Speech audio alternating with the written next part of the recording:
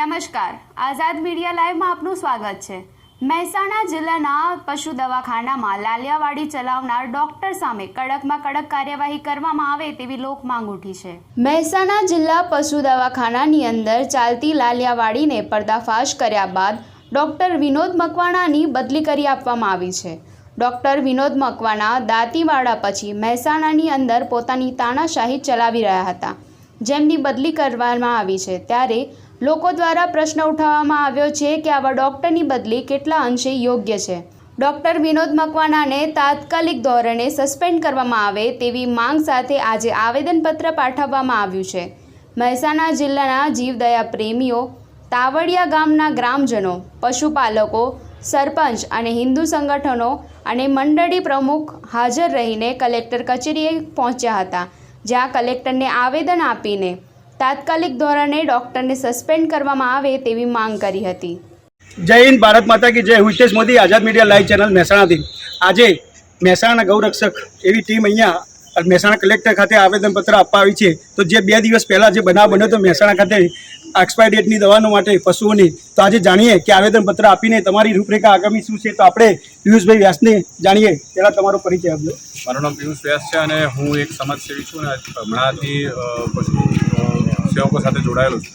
અને અમારું આગામી આયોજન એવું છે કે અમે લોકોએ કલેક્ટર સાહેબ અને ડીડીઓ સાહેબને તમામને રજૂઆતો કરી ચૂક્યા છીએ અને સરકાર સુધી તમામ વાતો પહોંચાડી ચૂક્યા છીએ।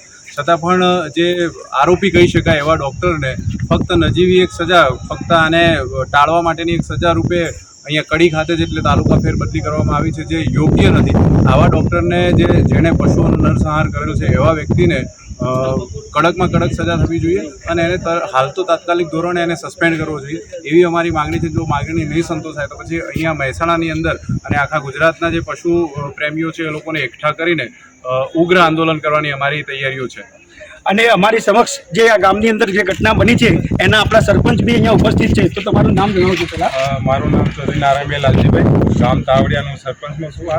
અમારે તો બસ એટલું જ કહેવું છે, આ સાહેબને સસ્પેન્ડ જ થવા જોઈએ, કારણ કે અહીંયા ગામનું નથી, બીજે જઈને એ લોકો આવું જ કરવાના ને, એટલે અમારે એમને સસ્પેન્ડ જ કરવાના। બીજું તો જે આ આઝાદ મીડિયા લાઈવ જે વિડીયોના માધ્યમથી આપણે રજૂ કર્યું છે તો એક્સપાયર ડેટની પશુઓની દવાઓનું, તેનું આપણે મિકીભાઈ બી 2 શબ્દો જણાવશે।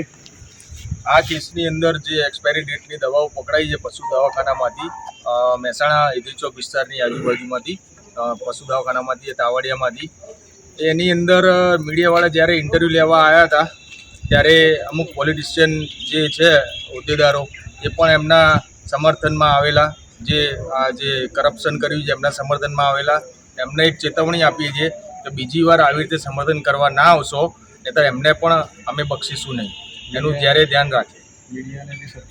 તો આઝાદ મીડિયા લાઈવ બસ એક જ વસ્તુ જણાવે છે કે જે આ વસ્તુ થઈ છે ઘટના પશુઓ માટેની જે એક્સપાયર દવાની, તો પ્રશાસન આગામી સમયમાં શું કાર્ય કરે છે એ આપણે જાણીશું। હિતેશ મોદી, આઝાદ મીડિયા લાઈવ, મહેસાણા।